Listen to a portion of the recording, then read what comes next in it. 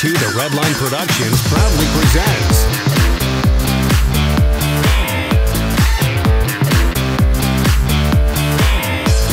today's 2 The Redline review was made possible in part by Hey YouTube! Well, today let's take a look at this brand spanking new, fresh off the truck 2013 Ford Fiesta. Now, I was actually quite surprised to see the 2013 Fiesta already out, just because Ford actually hasn't really done too much to it in terms of changing it. I thought they were going to do a mid-cycle update and really change the styling, but they actually didn't, which is fine. The Fiesta still looks great. What they've basically done is just shuffled around the options and the trims.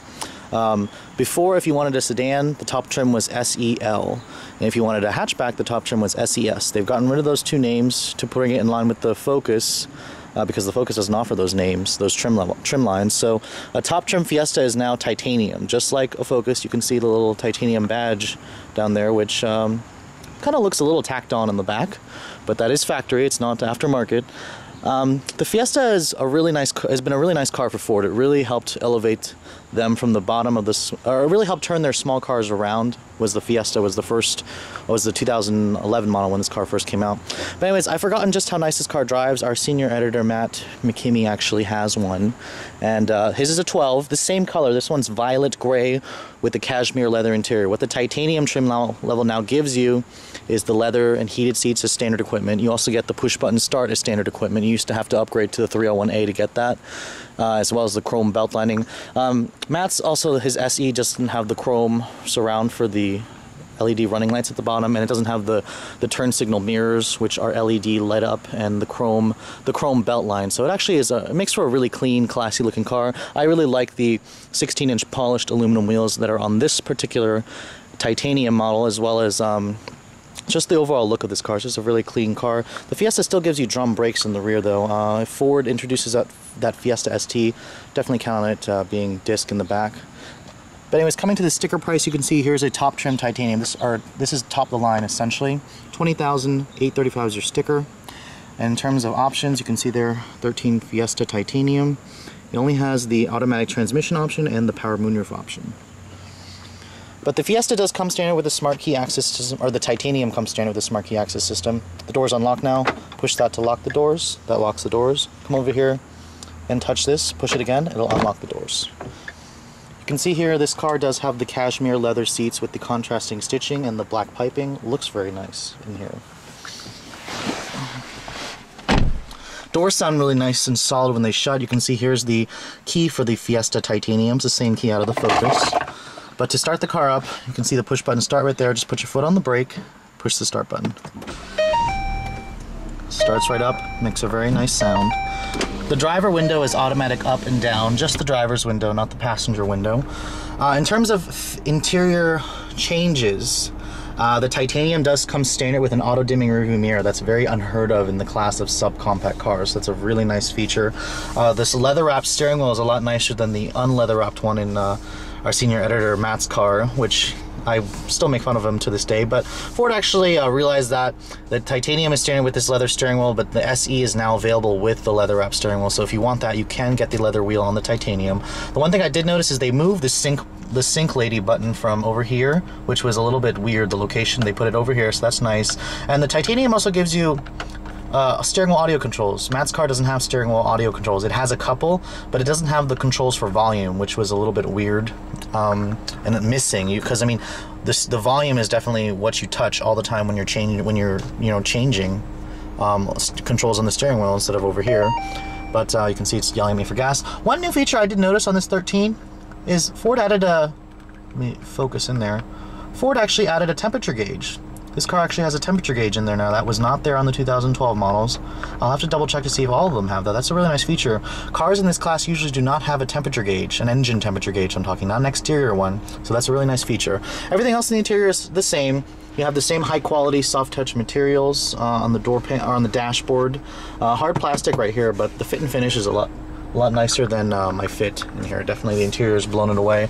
The door panels though are hard plastic, and the door handles here feel a little bit flimsy, but I mean this is a subcompact still. You have really nice soft touch leather right here where your elbows go, so I don't have that in my fit. It's leather wrapped because of the leather that I added, but it's not soft touch.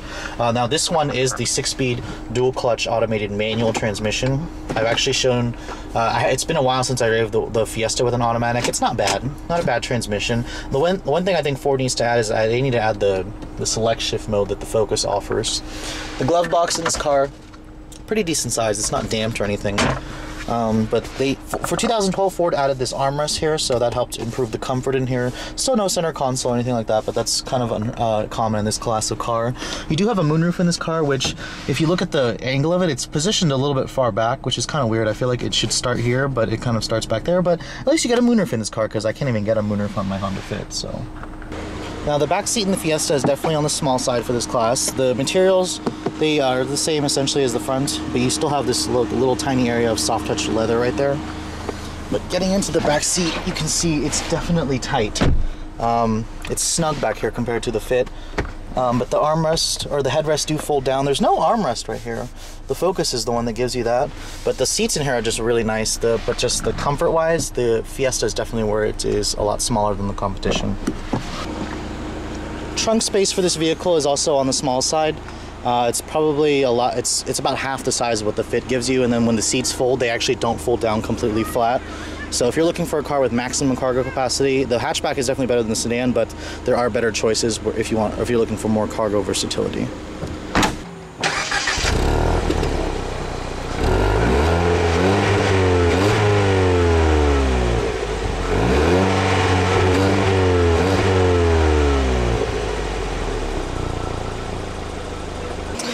And here is the Fiesta's tiny little 1.6-liter 4-cylinder engine. Still makes the same 120 horsepower, 112 foot-pounds of torque. Rumor has it Ford's actually planning to replace this motor with the 1-liter 3-cylinder EcoBoost engine. It's going to be interesting if they do replace that, but this is a good motor. It gets the car up to speed just fine. It has a little bit more power than the Fit, a little bit more torque, and it's a pretty smooth, fuel-efficient engine. Fuel economy rating stand at 29 city, 39 on the highway, so it's a pretty good engine. Alright, for those of you who are in the market for this subcompact car, I'm going to show you guys how it drives. Now, driving the Fiesta is a very easy and fun experience. The car is very small. It actually feels a little bit smaller, but it has a very nice cockpit feeling in here. Actually, I'm 5'7", so it doesn't really bother me. But for those of you who are bigger, you might notice the lack of headroom and shoulder room in here, but most small cars are like that. The only car that really delivers a lot of space is the Fit.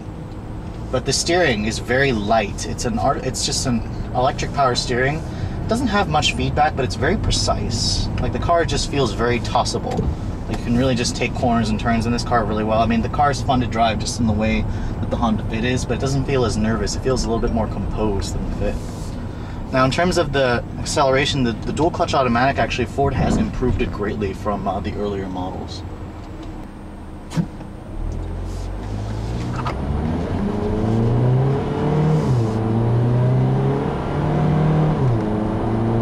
I mean, in terms of acceleration, it shifts fine, especially when you're kind of under hard acceleration slightly. I mean, the car's transmission definitely doesn't shift as quick as, you know, the DSGs and other cars, like in Volkswagen, for example, but it's much better than the 4-speed automatics in other cars. It moves the car out well. It still rolls back a little bit on hills. I mean, this is technically a manual. It's not really an automatic, so it's kind of weird because you let go of the brake, the car will roll back slightly, and then it'll scoot forward like an automatic. It's just kind of like this 2-second delay. But when you're kind of just driving normally, I don't want to say it feels like it's slipping, but it definitely doesn't feel like a traditional automatic. I mean, this car has no torque converter, so that's the reason why I mean, it's essentially a manual with an automatic clutch, but everything else is great. The engine it gets noisy at the high revs, but this is a small 4-cylinder, which one doesn't? Even my Fits gets noisy. The ride is really nice, though. Ford really did well when they tuned the ride. This car isn't as harsh and bouncy as the Fit, and it's definitely a lot quieter. This car, I wouldn't hesitate to take this car on a long road trip, whereas my Fit, if I had, you know, somebody next to me and I don't have my music blasting, it's very loud in there.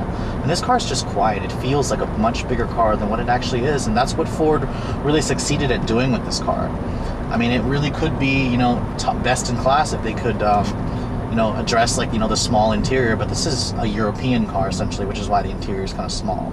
But, you know, the 13 Fiesta is still a great choice in the subcompact class. As with the Fit, it really depends on your taste. I mean, now there's a lot of competitors. There's that Kia Rio, the Hyundai Accent, the Sonic, which I haven't driven those 3 competitors yet. But anyways, if you guys are in the market for a subcompact car, because of these, these high gas prices are killing everybody, but definitely stop by your local Ford dealer, check out the Fiesta if you haven't checked it out, because you might be pleasantly surprised. But anyways, thanks for watching, guys. Have a great day.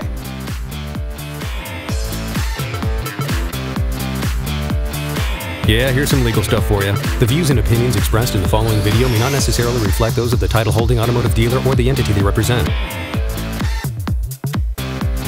All videos are filmed with permission by a professional driver on a set course with the collaboration and assistance of local law enforcement authorities. Do not attempt. Logos and brandings of vehicle manufacturers, dealerships, and online social media sites are the sole property of their respective representation used with permission. The Redline logo, soundtrack, and web resources, as well as all other associated media, are copyrighted intellectual property of The Redline LLC. All rights reserved.